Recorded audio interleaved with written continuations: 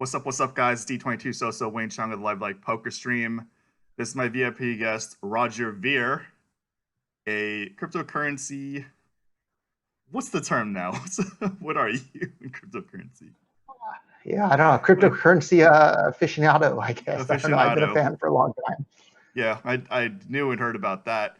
So, Roger and I go way back to like our late teens, mid late teens.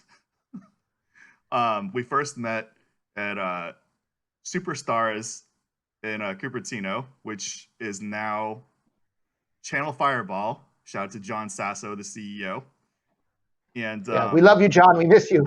we love you, John. I haven't seen you for a while. I'm talking to him on Twitter. I'm giving him shout outs. But yeah, so then we got introduced in the gaming world through Magic the Gathering, and then you go on to qualify for Pro Tour LA and have a pretty big run there. We'll talk about that in a bit. So yeah, I mean, I basically always knew you as a super nice guy, never mean any harm. And it's crazy that, you know, when we get older, I see this like toxic narrative about you. I'm like, this is not the Roger Ver that I know. I don't know what these guys are talking about. I've also known you as like a nice guy and entrepreneur, and I mentioned that in the Brian Mycon podcast. I'm just like, you're just like, you know, trying to make $1 out of 15 cents. And trying to make a world a better place all at the same time. Those two things go hand in hand. So anytime anybody's trading anything with anybody else, both people are better off after the trade takes place. So let's get with your view from like the late 1990s. Yeah, so I think I was probably 17 when I met you for the first time, I would guess. So through Magic the Gathering, and thanks to good Magic players like yourself and you know, Jeff Simino and Brian Weissman, and of course the tutelage from good old John Sasso and these people, I was, you know, fortunate enough to be hanging around with good Magic players that helped me, you know, increase my level pretty quickly. And you guys helped me, you know, showed me the rules of the game, and hanging out with you guys, lo and behold, I'd only been playing Magic probably less than a year, and I qualified for. I remember I qualified for both the adult pro tour and the junior or kids pro Super tour. Series, and I tried to play in both. Yeah, the junior pro tour and the world like adult pro tour.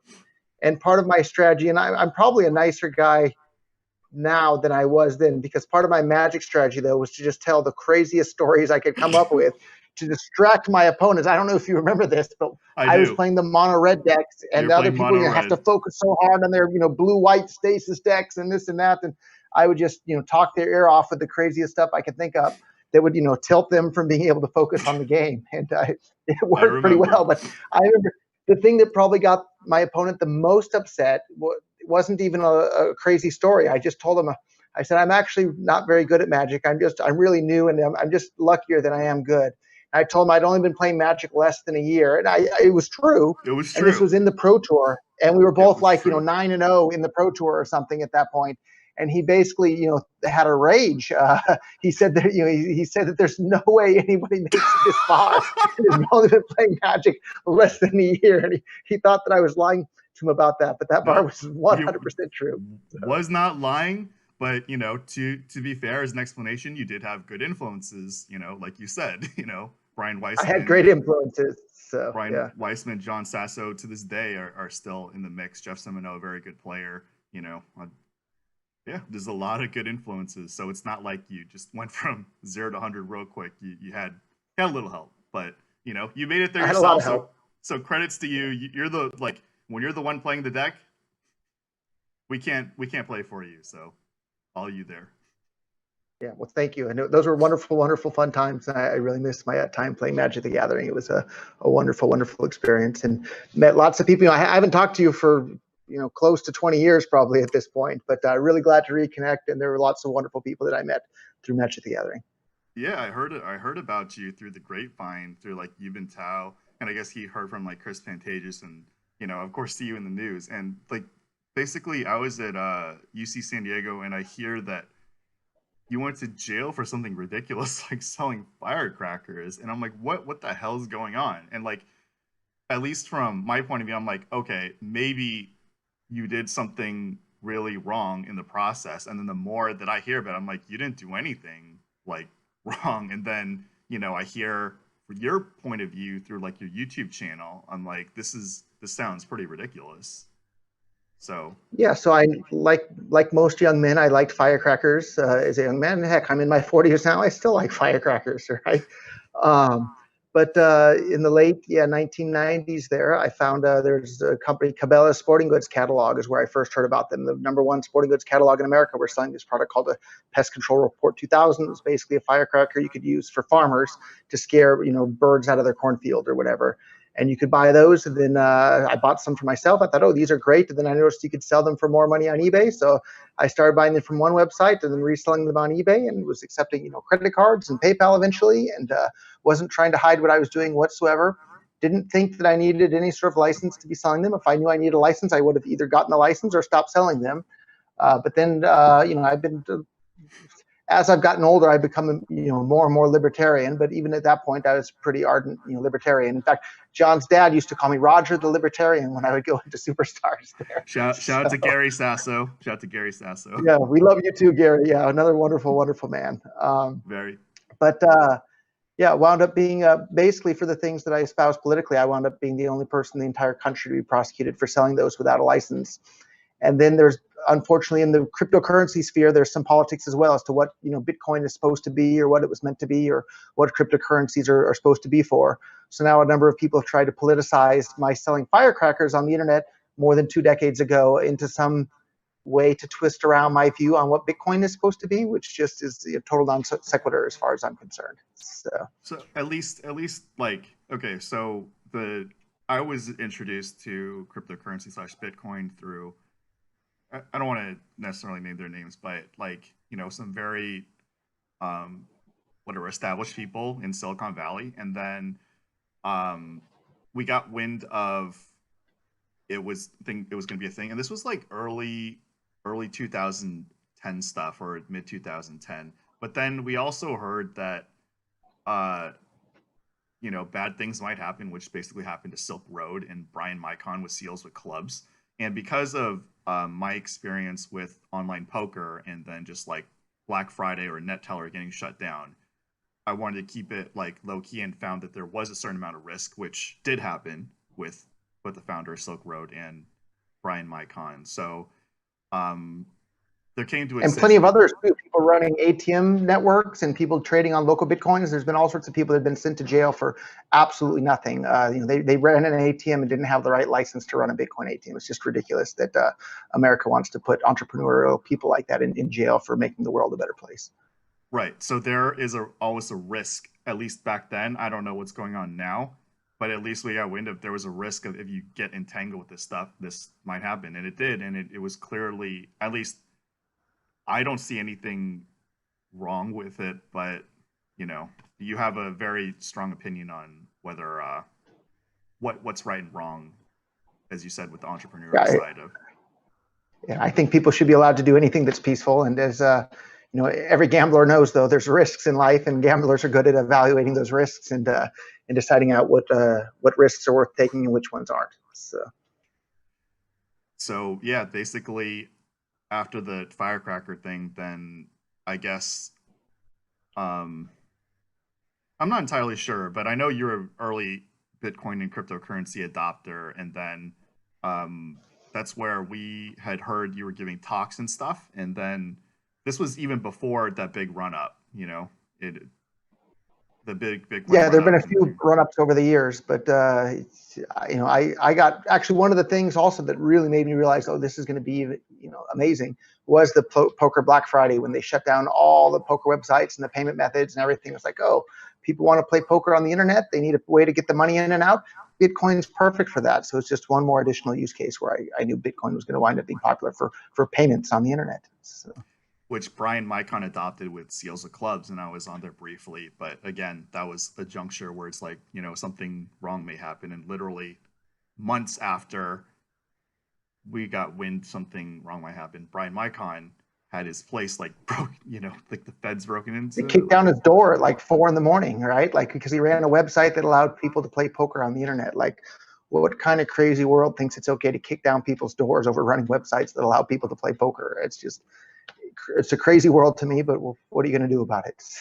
Yeah, and it was traumatized. Obviously, I'm of the opinion that's just like way overblown. Where it's like it's insane, like that he got treated like that. And of course, he had to settle for a plea deal, I think, for $25,000. And he's happier now. He's okay with his run on life. But just like the fact that even happened when he's just trying to like explore a new frontier in this world and like literally doing nothing wrong. It's just like poker and like cryptocurrency.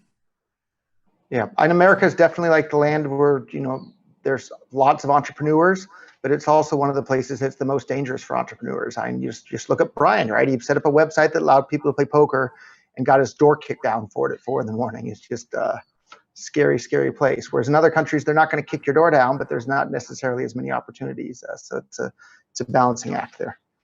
Yeah, I'm not gonna speak so far as other countries because it can always be much, much worse. Obviously, but yeah, it could also be a better place and also be cleaner. So I don't know what the rationale is for whatever their ulterior motives or whatnot, but at least for your firecracker incident and Brian Mycon Seals of Clubs, there's clearly like no monkey business. Past that, I can't speak as far, or I would have to look into it. And again, like I told Brian Mycon, like everybody know him, like I've known you since you were a kid, and just like by nature, you have like literally no malice. You're just literally like trying to do like an entrepreneurship grind and just trying to do what you can. And like, I hear a lot of these opinions. I'm just like, I don't know, man. So then what kind of caused you to, after the firecracker incident, to take the position that you're at right now? Yeah, well, I definitely got traumatized by that whole experience too. I wound up, I did 10 months in federal prison when I was just a 22-year-old kid when I went in, got out at 23.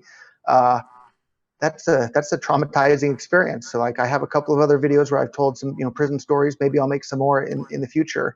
I watched that one. That was really hard for me to watch because I know you personally. So like when you say what happens to you, like how you being treated with like, the guys in there, I'm just like, it hits me on a personal level.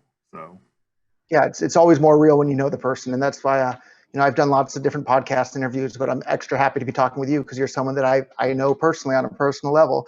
yeah. Even though we haven't talked for a long time, I still remember our joking around and having wonderful times at various Magic tournaments there. And if you talk to Euban again, please tell him, hey, how you been for me? Like I'm sure you'll remember that joke from How you decades been? on. Talked to him yesterday. Yeah. Anyway, go ahead. Yeah. So it traumatized me. So the day I was allowed to leave the United States, actually, I left the United States and spent a lot of time living in Japan. After that, I speak fluent Japanese now and fit in pretty well there. Although at the moment I'm hanging out in the Caribbean. The whole world is kind of crazy with this coronavirus stuff. So I don't know when or where people will be allowed to travel to or where to next. But so I'm just kind of on pause, working on my laptop on the computer out of various hotel rooms and whatnot at the moment. So yeah, what's next in the world? I don't know. But what's next for me? I think I'm going to continue trying to build these tools that will enable people to send or receive any amount of money with anyone, anywhere in the world instantly, basically for free, and not need permission from any politician or bureaucrat or police officer that wants to kick down someone's door at 5 a.m. for running a poker website. Like I want to build the tools to allow people to bypass centralized control mechanisms that are used against peaceful people. And I can't think of anything that's more exciting for me than that. And I was fortunate enough to be able to make a lot of money along the way doing that. So it's been a win-win situation there. It's just been a fantastic journey. It's hard to believe that I've been in the cryptocurrency space, almost 10 years now. The time really, really goes quickly. So and like I am completely detached from the cryptocurrency world, but your spin on Bitcoin Cash versus Bitcoin Core, I believe, is that the transfer fee for Bitcoin Cash is lower, but Bitcoin Cash is a fork off of Bitcoin Core. Yeah, significantly lower. So right now, as of it's morning time. So as of yesterday, I didn't check this morning, but the average fee on Bitcoin to make a Bitcoin transaction is $5. So that means anytime you would want to deposit at any sort of poker website with your Bitcoin, it'll cost you $5, and it'll cost another $5 to take the money back out. And not only does it cost $5, but it's delayed, right? So like that's the $5 fees because the blocks are full. And sorry if I'm getting too technical for people, but the payments are able to be reversed on Bitcoin. The payments are not reversible on Bitcoin Cash. The payments on Bitcoin Cash are a 20th of a penny. The payments on Bitcoin are $5 each. Like, you don't have to be a rocket scientist to figure out which one of those is going to be more useful for people who want to play poker on the internet or make any sort of other payment on the internet. And the frustrating part is that Bitcoin has the name recognition and brand awareness and support from people around the world, but it doesn't have the fundamental characteristics that made Bitcoin popular to begin with. Bitcoin Cash has those characteristics, but when the split between the one single version of Bitcoin and into Bitcoin and Bitcoin Cash happened, Bitcoin got all the name recognition and infrastructure and worldwide awareness. Bitcoin Cash didn't get any of that, and the fact that Bitcoin Cash has only been building for a little over 2 years now and has more than 100,000 websites that accept today. There's more physical shops that accept Bitcoin Cash than accept Bitcoin today. That's a really, really impressive thing, and I think we're going to see at some point. I think that it's more likely than not Bitcoin Cash will surpass Bitcoin in terms of market cap and usage around the world, because one works fantastic as money and potentially a store of value. Bitcoin only has the store of value narrative going for it. But from my point of view, the only reason you would want to store your value in something is if you're able to spend it later. And if you damage the spendability of Bitcoin, you're kind of missing the whole point. Or if you're pushing people into these centralized custodians for your Bitcoin where someone else is holding it for you, well, why not just use PayPal or Bank of America or all the stuff you were using before? Whereas with Bitcoin Cash, you can send or receive any amount of money right here from your cell phone. In fact, what we'll do, you'll have to edit this video before you put it online, but I'll put on screen a sheet with a $25 little gift codes for Bitcoin Cash. And the first people that scan each of those gift codes right through this video will see $5 in Bitcoin Cash. It's impossible to do that on top of Bitcoin, because to receive the $5, you'd have to spend $5 in fees. So maybe you'd get a penny left, and then to spend the penny, you'd need another $5. So it's not even possible on Bitcoin anymore. But on Bitcoin Cash, we'll put this right up on the screen right now while I'm explaining this. Sorry to you or whoever's going to edit this for you. But I'll edit that part. But yeah, so that's something like the second you talk to me, you send me this thing and you hook me up with $100, and I'm just like, oh, okay. And then you go to bitcoin.com and then scan it, and then boom, it's like it's done deal. Yeah, and if we had done that on Bitcoin, it would have cost us, $10 to do that. $5 for me to create the little thing that I sent you, and then another $5 for you to claim it, and an additional $5 when you go to spend it, and then it just on and on and on. And so I don't see that as a sustainable long-term path to drive a worldwide adoption of cryptocurrencies. People want lower fees, not higher fees. Right. So how many people are going to be getting this? Because at some point you're not going to be sending, or it's not going to work. So yeah, we'll do it. Because I don't want to be a disclaimer, because when the X person down the line says, "Oh, this thing didn't work," we want to make sure that it actually did work. I'll send you 20 for $5 each, so that's $100. So the first, and we ask each person as they scan them, just one code per person. The first person to scan each code gets the money, and then the money is moved off that code onto their device. And they can do it with a Bitcoin.com wallet or any other wallet that's able to sweep private key in cryptocurrency. So it's really in fact, you know what? I'll let you talk for a minute, and I'll even get one on my phone right here so people can see just how easy it is to do. So yeah, basically I did the process that Roger was talking about, and then I clicked it and I'm like, okay. And the thing is, like I said, I always knew you had an entrepreneur mind when you were younger with the firecrackers. Plus, what was your tech company? It was Memory Deals. Yeah, Memory Dealers. We sold the computer parts, exactly. So in fact, the lucky person here, I'm going to send them $100 via my phone right here. So it only works for the very first person that scans this, but the very first person that scans the code that I'll have up. And so here's what I'm doing. Actually, I'm sending $100 from my phone. So the first person to scan this is going to get a hundo. Is going to get it. Yep. So guys, if you see this, if you are the first viewer and you get to this first, yep. So I sent it from my phone. Now here it is. So the very first person that scans this QR code receives $100. I just made that, and only the first person. Once it's been scanned, the money will be gone from this address, but there's $100 of Bitcoin Cash on there. And if Bitcoin Cash actually becomes really popular, that $100 that I just sent right now could become worth as much as $100,000 someday. So it's a really big deal, and we'll do 20 more additional $5 codes that you'll edit into the video there. I'll edit in the video after. So then, yeah. In fact, maybe we'll put them at random times in the video, and so you'll have to watch and be ready with your phone as you watch the rest of the video. That is very Roger Ver of you. That's all I'm going to say about that. So yeah, Memory Deals. Basically, what happened was the .com crash around 2000. People were selling hardware for pennies on the dollar, and then you with the the grinding mine you have, just like bottom up and then resell them. And I heard about an incident with this too that was unfair to you. Was that true? And there's been a lot of unfairish incidents in my life, but all in all, my life turned out pretty good, so I can't complain too terribly much.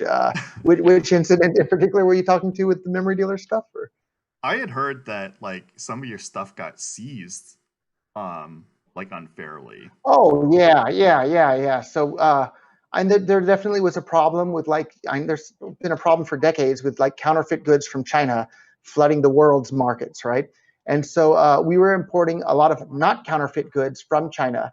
Um, but so actually, I don't know if you knew a guy named Andy Fassler. He embezzled a bunch of money from me, and then when I caught him, rather than saying, "Oh, I'm sorry, I shouldn't have done that," he went to the police and lied and claimed that like we were selling a bunch of I think he even said we were manufacturing counterfeit goods.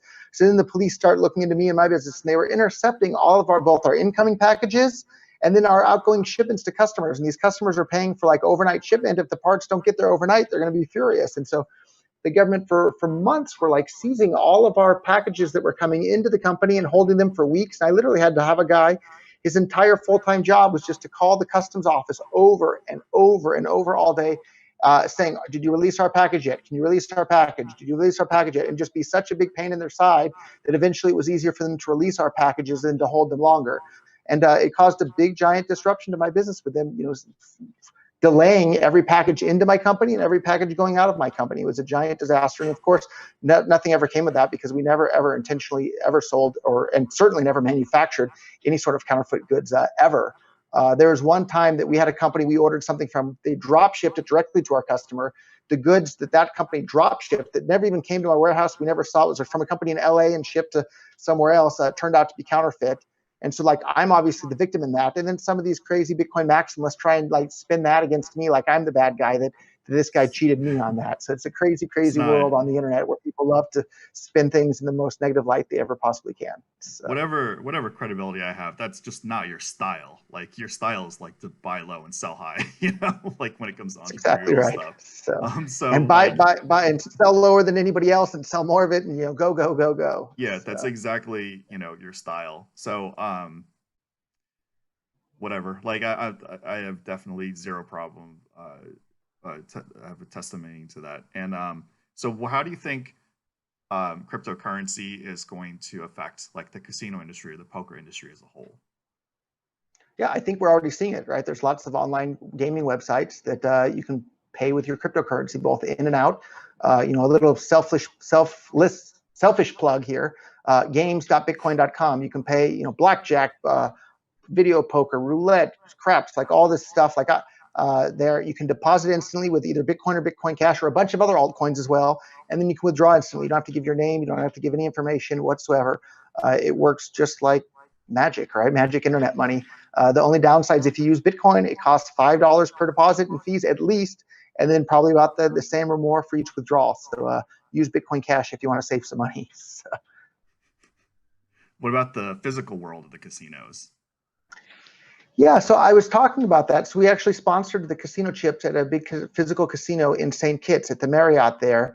And if you go in there and if you play, roulette or things like that, if you look at the chips, they'll say like, Bitcoin.com. I think they might even say Bitcoin Cash on that physical chips. But I was thinking a fun thing for people to do in a physical casino is you could just have like a TV on the wall that displays QR codes with different odds or whatever, and people right from their phones could send money to the TV screen, and then if they win the bet, the money goes right back to their phone. And you could really do that, and I think that would be fun for someone somewhere to do with a game like Satoshi Dice or sports betting or anything out there. And so if people haven't seen Satoshi Dice, it's a negative return game eventually, but like you have just under a 50-50 chance of winning double your money, for example. But you send your money from your phone, and within about 2 seconds, if you win, the money goes right back to your phone. So it's really a lot of stimulus as far as the feedback. You send the money, boom, you get the money back if you won. If you didn't win, you don't get the money back. But it's a pretty powerful demonstration of just how powerful cryptocurrency is. So one of the things that you're definitely pushing forward is like, like you showed with the QR code stuff, is like you just click, you don't even need an account on bitcoin.com. Is that correct? Yeah, you don't give your name, you don't give your email, you don't give your tax ID number. Nobody in the entire world, including the FBI or anybody else that might want to kick down your door at 4 a.m, is able to seize your funds. Nobody can block your payments. Nobody can control it in any way. And by the end of this year, we should have it in there. There's this cool thing called CashFusion, which basically makes all your Bitcoin Cash transactions super private. So like even like the NSA trying to spy on you is going to have a really hard time figuring out how much money you have or who you're sending it to or from or that sort of thing. So that's going to be a really powerful tool as well that I'm really excited for Bitcoin Cash. So it'll be fast, cheap, reliable, and super private payments, and works for anybody in the world without having to give any ID or any sign up process whatsoever. Like that's a pretty powerful use case in my book. So you have any people you want to shout out, at least in this whole crypto journey? Because I only talk with Brian Micon, but like your name comes up like all the time, and it's like when I hear these narratives, I'm just like, it's good and yeah. bad. So all the old, yeah, all the old people that have been around for a long time, like they say, like, yeah, thank you so much for what you've done. We really appreciate it. Because I was literally, with my funds that I earned from memory dealers, I was the first person in the world to start investing in this ecosystem and seeded basically the entire first generation of Bitcoin related businesses. So, we definitely got things moving in the early days. I put up a billboard right there on the side of Lawrence Expressway there in the heart of Silicon Valley, advertising, Bitcoin. This is back in, I think the billboard went up in May of 2011 when the price was still just a couple of bucks each, and been busy promoting it to the world ever since. So special shout outs though to I want to actually thank all my customers for memory dealers too, because they were the ones that, by buying the products from me, gave me the capital to have to be able to start investing in this Bitcoin space when I did. And I want to thank actually all my friends from Magic the Gathering as well, because it really taught me to be able to think outside the box. For anybody that's played Magic, you just have to look. There's 1,000 different ways to do things, and you have to think outside of the normal box and figure out the ways to do that. And thanks to you, Wayne, for showing me that there's more than one way to play Starcraft and Warcraft. You definitely upped my level of being able to play those games as well, to the point where it made it not fun for me to play with my old friends, because you made me so much better than I used to be. It was no longer competitive to play with the people that I used to play with. Isn't that the whole point? How is that not fun? That is the whole point, but I had to find a new group of people to play those games with, because the previous people weren't able to keep up. So, but that was I don't know if you remember, you gave me a one-on-one tutoring session for both Starcraft and Warcraft previously. I honestly don't remember, but like I said, I remember spending time with you, and I don't remember the exact. Most of it was at Magic tournaments, but yeah, one day you gave me a real good tutoring session on with the orcs and the bloodlust and powering them all up, and showing me how to do. I'm sure you remember that strategy. That's how you do it. So. I remember the strategy, and like a testament to me. Like I don't coach for money. Like people asked me, and I definitely did not charge you. I'll tell you that. Yeah, you definitely didn't charge me. Although 20 years later, I sent you some Bitcoin Cash. Yeah. No, it's more just like I just don't do that. So even for poker, like when people ask me to coach, I tend to discourage people. I'm like, it's not worth your money. Like the stuff at the level they're at, you could just like search on the internet, or with a lot of credible players, and something with like Live at the Bike, the subscription's like $20 a month. It's like nothing. Or you could watch it for free on YouTube. Like that, like if you just like continuously watch that, you're gonna not spend money and just like get the same, at the juncture of their development, they're gonna get exactly what they need. So yeah. So I'd love to hear more about your experience transitioning from Magic to poker, though, because I know a lot of the Magic people I used to know made that transition, and I'd love to hear a little bit about that if you don't mind sharing. And I apologize if you've already shared that somewhere else multiple times. I've never really shared it in detail, but I glaze over it. So obviously, when I was in the late teenager, I was a professional gamer. Stick brag, I was #1 in the world in Command and Conquer. I hit #1 rank in Warcraft 2 and Starcraft World Champion. And Magic the Gathering, I guess, is like my 4th competitive game. And shout out to Brian Weissman, John Sasso, Jeff Semino, Hui Saint Shui, even Tao, that whole crew for like upping my game, because they were in there earlier. So I did pretty well in Magic, but it wasn't like my main focus. And then I got paid at gamers.com for pioneering eSports. I was a competitor, plus I was in the forefront of reporting what was going on in eSports and strategy. And then the .com crash happened.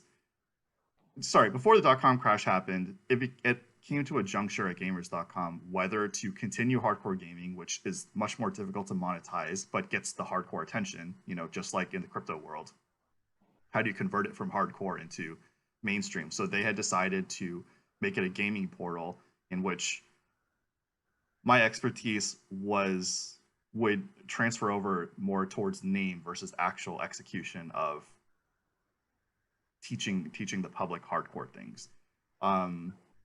Then at that juncture, I'm like, well, I should, try to be a programmer, I guess, because that's what made Asian parents happy and seemed to be more the direction of being able to expand your career.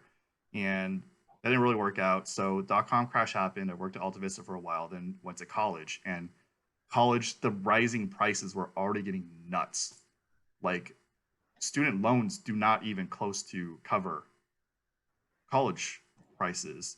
So poker was one of the more obvious things, because in San Diego, live poker was no flop, no drop. So you could steal the blinds and not have to pay extra, and you could table change and come in behind for free. So there was a lot of like hacks of the current setup that allow like higher win rate. And online poker came out. Then the Chris Moneymaker boom happened after he won the World Series of Poker. So it was a very simple and rational transition for people who have a Magic the Gathering background, like David Williams, Efro, Casey McCarroll. That's among many, many names that transferred over. And it was like John Finkel, I remember playing with him on Party Poker. I think Brian Kibler was in the mix too. So one of the things about these Magic Gatherings, they always use their last name on the poker sites, which was probably not the wisest thing when it comes to people like me who recognize their names. Like, oh, this guy's a good player, I'm going to play him accordingly. Yeah, like John Finkel and Casey McCarroll. I remember these names very clearly from my Magic the Gathering days. These were good Magic players, and I guess they turned into good poker players as well. Yeah, and then, like John Finkel transfers a career once more, because like poker is not even close to end all. It was just, especially in that era, it was a good decision. So yeah, I mean, like, Finkel used Finkel as his name on Party Poker, which is pretty funny. And then there were other people who did that too. But it was a very easy run up, which Brian Micon did as well. He's a obviously very smart guy, and we just used that to get like a lump dollar amount to do whatever we want. I paid for school. A lot of people dropped out. As long as you dropped out and had something else to go into, it was a very good move, which something like Brian Micon did. Other people who dropped out and just like degened their way into oblivion, that was not good. But that's life, right? They're probably happening. Trevor Blackwell is another guy I ran into, if you remember him from the Magic days, and now he's a professional poker player. So shout to Trevor, shout to Conan. Yeah, Conan. So if you're not in this circle, these names won't be as fun or exciting. But yeah, we should probably tell the arm wrestling story, I suppose. So, oh my God, what happened? Who did you arm wrestle? So Sven Gjertsen, right, the Swedish Magic player. So this is in the Pro Tour, and I don't know, like 12-0 or something. I was getting close to making like the final 8 table at the Pro Tour there, we were in like the feature matchbox area where like the ESPN2 is videoing it and whatnot. And this guy's from Sweden, so he has a bit of an accent, right? And so like most people, I'll tell some of my Magic strategy tips here. Where most people would roll a dice to see who gets to go first. Occasionally, like actually my technique, like if you roll a dice, like that's actually kind of random. So I would always try and get people to play rock, paper, scissors with me, because there's actually a lot of strategy that is an edge, like. Yeah, 7 out of 10 times people will do scissors on the first time. So if you do rock, you're going to win, right? So like it's a big advantage. And then I get to choose if I want to go first or draw first with Magic. And in my deck, I always want to go first. Right. So I would ask people to play rock, paper, scissors. And 3/4 of the time they'd agree to it. And I'd win 3/4 of the time. So it's a big advantage in Magic. The Swedish guy, who was a really good Magic player, he was refusing to play rock, paper, scissors with me. And this is in the feature area where everyone's watching. And then he said something, and like he has an accent and kind of mumbles a little bit maybe. And so like I thought this is what he genuinely said. I thought he said like, let's arm wrestle for it. And so I look at him, and he's a little bit bigger than me, but I have the masculinity thing, like all right, you challenged me to arm wrestle, like. So I tell him, I said, all right, let's arm wrestle for it. And when I replied that back to him, I could tell from the look on his face that must not have been what he said, because he looked really surprised. He must have just said something else that I didn't understand. And I think the same chain of logic went through in his head. He looked at me, and he's a guy and I'm a guy, and he's like, yeah, I can take this guy. So he agreed to arm wrestle with me. And this guy was one of the top Magic players in the world at the time. So we, line up on the table and we arm wrestle. And I, wanted to win. I don't know if were you there, or you just heard about I this was later? there. No. I was there, but I didn't remember it. But now that you mention it, because I remember the final moments, but I want you to tell the story. Yeah. And so I'm pulling as hard as I possibly can. And usually arm wrestling matches are over in a couple of seconds. And this felt like, it was like 2 full minutes. In reality, it was maybe, 30 seconds, 45 seconds. But I'm pulling as hard as I can. And apparently my whole face turns red. I'm just like, pulling. And then slowly, maybe 30 seconds in, ever so slowly, it starts to go in my favor. And then finally, I win the arm wrestling match. And, so then, for the rest of the Pro Tour tournament, I was going around telling everybody, I beat Sven Gjertsen, who at the time was one of the top Magic players in the world. And everybody said, you beat Sven Gjertsen at Magic? I said, no, at arm wrestling. And then we went on to play our Magic games, and I don't know if that guy has X-ray vision or how the heck he did it, but he pile shuffled my deck very carefully every time, and just absolutely mana screwed me every single time. Just absolutely obliterated me in the tournament. So I lost, I forget if it was 2 out of 3 or 3 out of 5 games back then, but I lost every single one just horribly. It wasn't even a close match when I played him. But I got to go around telling everybody I beat Sven Gjertsen at arm wrestling. So, and then you almost made top 8, right? You were close. Oh yeah, top 16? I was. No, I think I finished in 12th place or 19th. Yeah, we can Google top it. 16. That's really good. Yeah. Anyway. Yeah, and so I was at a point where if I could win any one of the next 4 or maybe even 5 matches, I could just draw my way into the top 8. And then those last 4, they were all just so close. And then Casey McCarroll, if he's out there, I blocked with my Wrathy Dragon against you. I shouldn't have done that, and I would have won if I hadn't blocked with my Wrathy Dragon. So, but that set off a whole trend in the Magic culture of arm wrestling to see who would go first. And then so at Neutral Ground up in Palo Alto, lots of people were arm wrestling, and myself too. And then Conan, right? Conan was a much bigger guy than I was at the point. I feel like I even arm wrestled Conan at one point, and maybe it's been so long I can't remember. But I feel like maybe I even beat Conan in an arm wrestling match with lots of people watching there. Conan might remember, or maybe his brother would. But then, because I went on the internet and I read all about arm wrestling technique. There's actually a lot of technique to arm wrestling. It's one of the examples is you want to keep your arm close to your shoulder. You don't want your arm to be straight. You want to be close. And you pull towards yourself rather than to the side. And anyhow, I went reading up on this so I could be a better arm wrestler. And I think I used some of the technique to, beat people that were genuinely much bigger or stronger than me. And then though, after this had been going on for a couple of months, some other kid was arm wrestling some other kid for who would go first at Magic up at the Neutral Ground.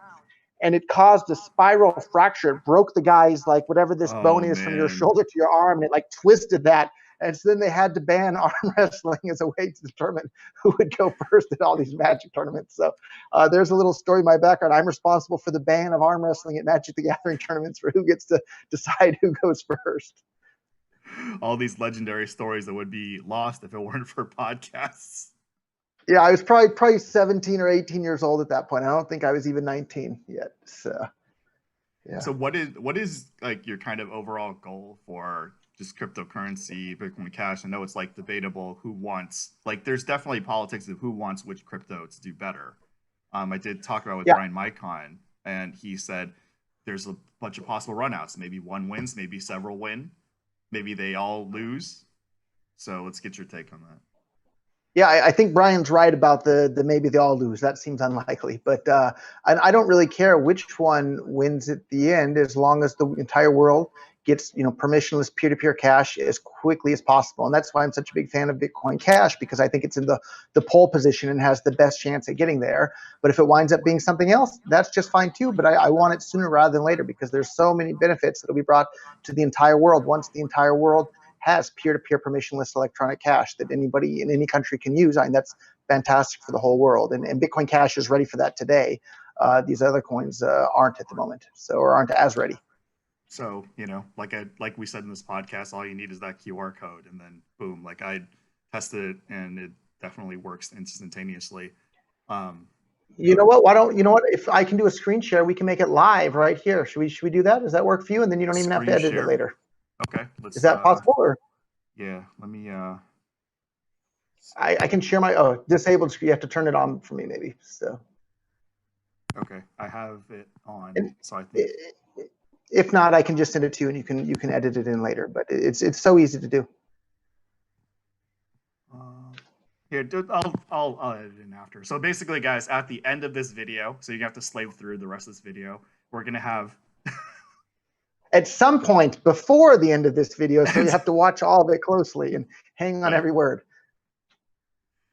So with the pandemic going on, how do you think cryptocurrency is affected? Because I know, when the pandemic started, I think Bitcoin was at like 4,000 or something like that, or I don't remember the numbers, but now it's at like. There's been lots of ups and downs over the years, but I saw, at the grocery store near where I'm at, they literally have a sign that says, please, to stop the spread of coronavirus, please use credit cards whenever possible instead of cash. But like, I give the woman my credit card, she touches it, then she gives me a pin to sign the stuff that we're both touching, and then the next customer touches it, and the next customer, and probably 1,000+ people touch the pin every single day, and 1,000+ cards slide through the card register and spread whatever coronavirus is going around, gets spread to every single person that touches the pin and touches the the credit cards and this and that.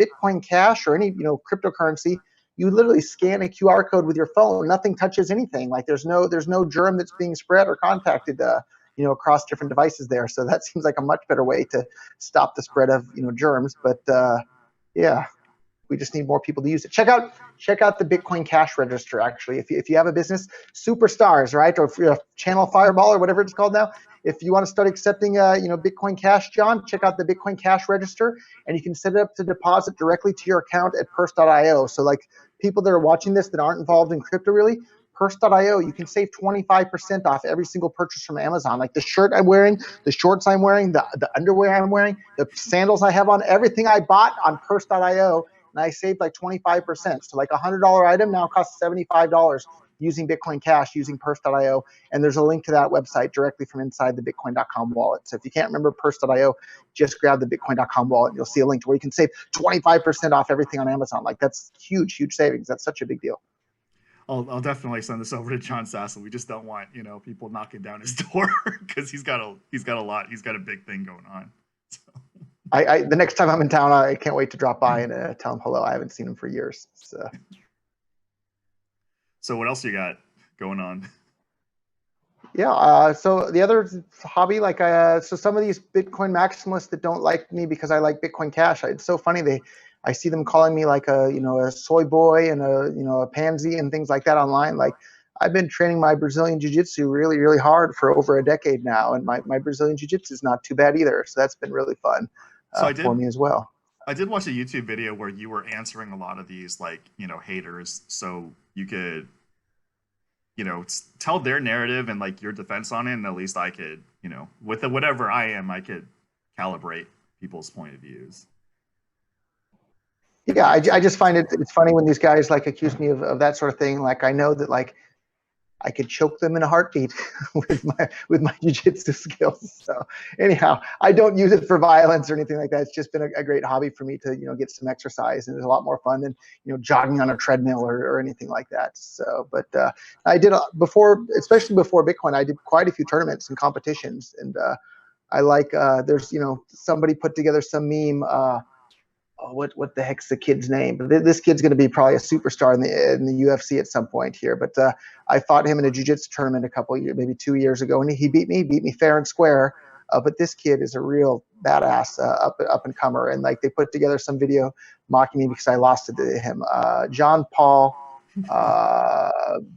his last name's escaping me, but like you can find the video on YouTube. That kid, I think you're going to see him in the UFC here pretty quickly. So I have zero shame in losing to that kid. That kid was a real John Paul Boyante. It's some difficult French last name. So anyhow, that kid, I'm keeping an eye on him. I'm really impressed with him, and I can't wait to see him go far. So he probably doesn't remember me because he beats most people, and but you remember the people you lose to a lot more than you remember the people you beat. So he beat me, but I remember him real clearly, and I'm looking forward to seeing him in the UFC someday.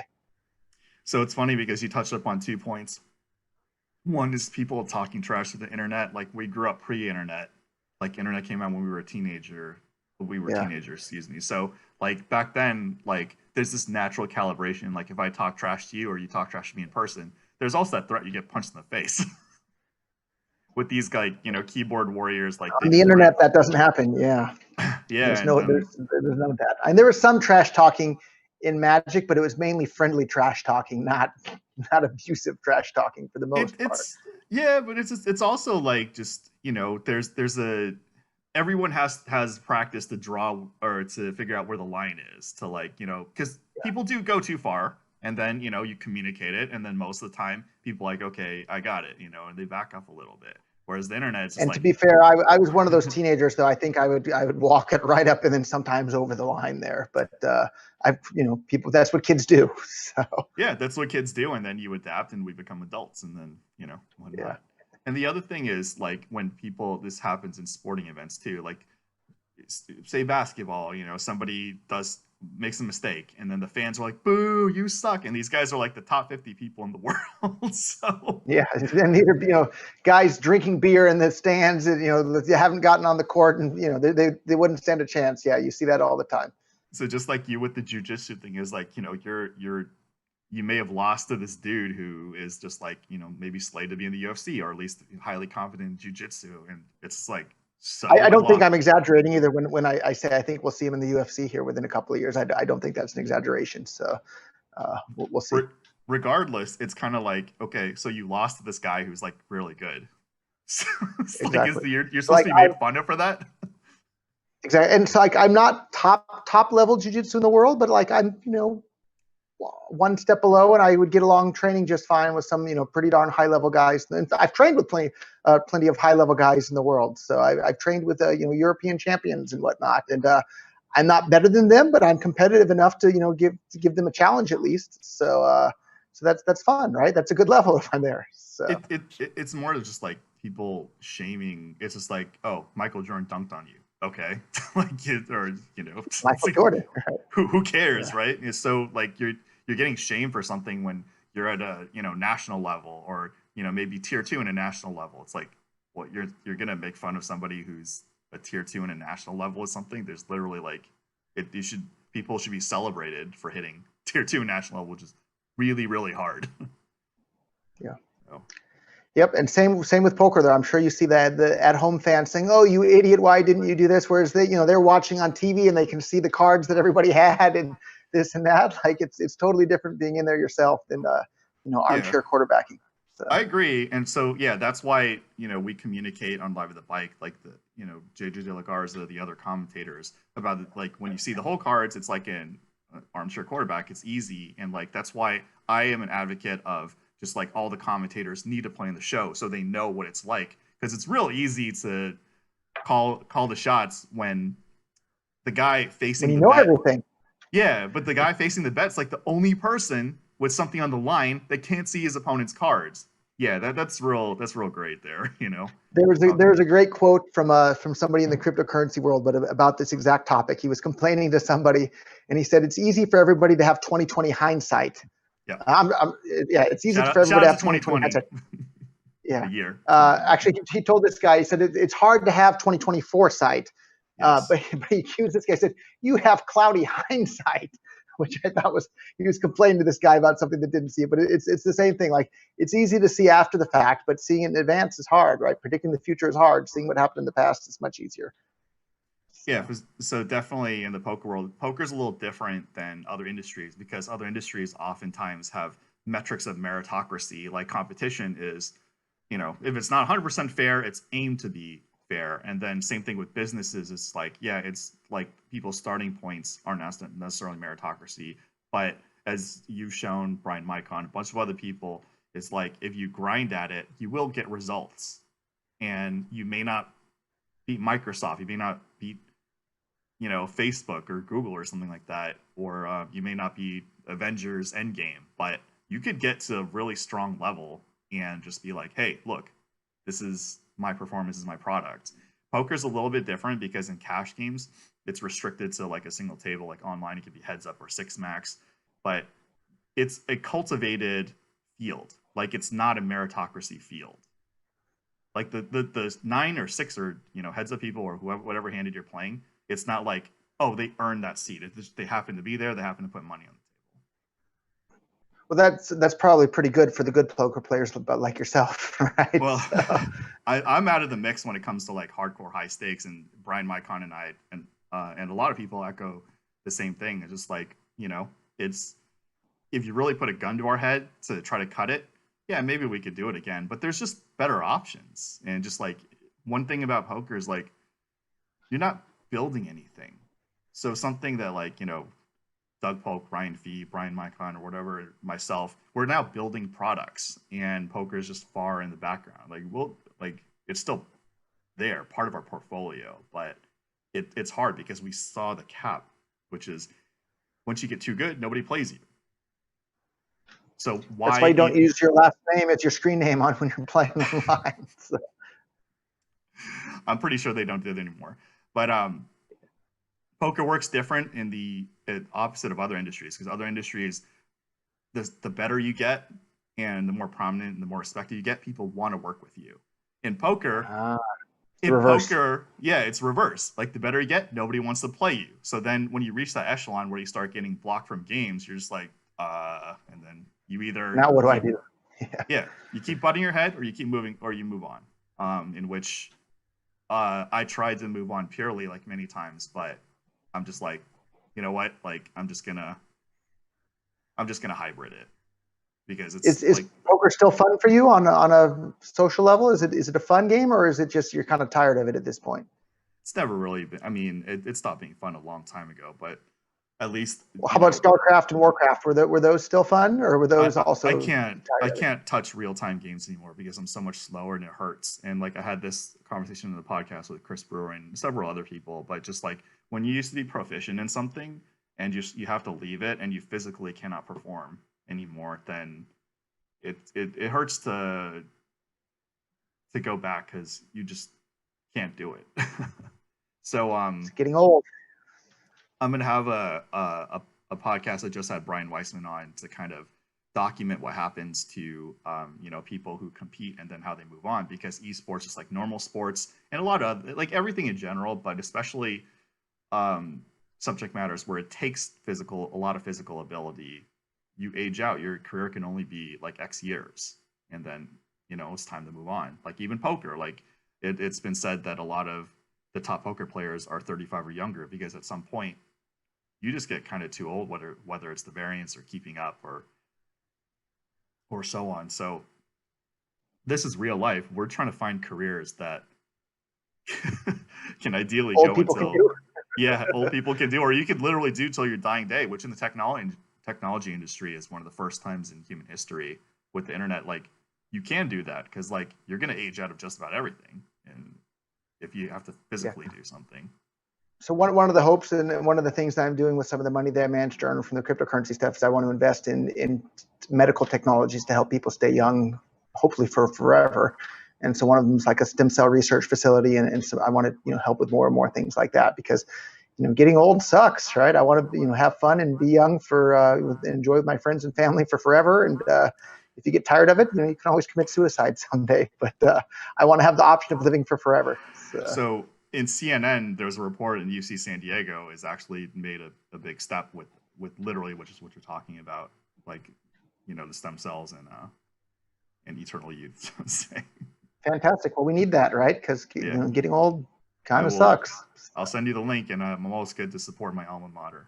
But yeah, like just real-time games first. It was time to move on. Poker as a hardcore competitor, it was time to move on. Now I'm doing Live the Bike, have another unannounced project, and I have other things going on, and just reconnecting. And I'm glad that we shared time in our youth. So one of the things, like I told Brian Mycon too, is like you don't necessarily know somebody unless you've known them since you were like young, A like kid. knowing like their true integrity in their heart and knowing where they came from. Because like I meet a lot of respectable people now. I work with a lot of respectable people, but shared experiences when you're younger is kind of like you know where their heart is. So if I like actually listen to all this like stuff about you, it's really easy to get lost. Like who's right, who's wrong, what's true, because there is definitely some part of the toxic narrative that is claiming things that aren't true. But as like a third person point of view, they don't know what's true or You don't not. know. Who do you believe? Yeah. Exactly. With the coronavirus, like there's a lot of narrative and I don't know squat or whatever. I don't have an expertise level to determine like respiratory diseases and stuff like that. So I'm kind of lost because this guy's got an MD, this guy's a PhD, you got Fauci, you got well, I'm like, I don't know. And I talk with my network, a bunch of highly intelligent people that are way beyond me in this subject. And even they change their minds throughout time. So I have to constantly, do that. So it was like, at least in your case, we spent a good couple years and I saw how you work when you were younger. And I'm not vouching, I don't know if you're totally right or totally wrong, but at least my experience with you, I can at least discern what narrative out there is definitely not true. And the stuff that are positives that I don't have a domain of expertise, but you clearly have been researching this for 10 plus years. I can calibrate that narrative more, like where you're coming from. And just like your experiences, Brian Mycon's, the Silk Road guys' experiences of just getting unfairly treated on certain concepts that are like, there's nothing wrong here. So you screwed up a license. Why don't you just pay a penalty for not having a license? Like, and the done company I deal. was buying it from had no license. The manufacturer had no license. Even while I was in prison, they were selling the same product with no license. So I think that just shows, all you need to know right there. Right. So like whatever, at least I can calibrate. I want to, do due diligence. Like I'm not vouching for your future. I'm just saying that some things said about you are definitely off. Some things, twisted. And then this is what you're doing. And this is kind of like what you're trying to do. And at least I know you well enough to separate those quadrants. Thank you for that.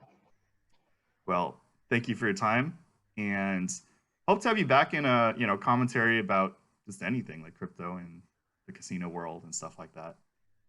I'd be happy to do that. So like, I'd actually love to get some feedback from some gambling people at some point as to like what they would want to see or find useful in a cryptocurrency, sports betting, or some sort of something or other. And so these crypto nerds will be eager to build things that gambling nerds want to play and use with. So we'd love to discuss that the next time. So leave that comment below, or you can contact me directly, wayne@liveatthebike.com, and I will be sure to send it to Roger, and Roger will be keeping track of the comments in this podcast. Yeah. Maybe a new business will be born out of your comment. So yeah, and share this video with your friends too. They might have good ideas too. Share it. And even as an educational tool, even if you don't believe in cryptocurrency or whatever, just like listen to this and just keep it in mind for a few years because nobody knows what's going to happen. We couldn't have predicted a lot of the internet winners. I mean, we could some of them, but who ends up working out and who doesn't, who knows? All right. That's right. Keep an open mind in everything in life. Peace out, guys. Hey guys, so if you download the Bitcoin.com app on your phone and you just scan the QR code, there will be 20 of these. There's 10 on the screen right now. Free $5. This is Wayne. I did it myself. Roger sent me $100 and it worked. So just use these codes, and it's a one-time redemption. So after it's redeemed, you cannot get any more, and I'm going to show the next 10. Hey guys, this is page 2, the bitcoin.com, free $5. You just screenshot the QR code and then put it into bitcoin.com and you get the free $5. Once it's redeemed, it cannot be redeemed again, so please only use one, and hopefully you guys get a little bit of cash from watching Live at the Bike. Thanks.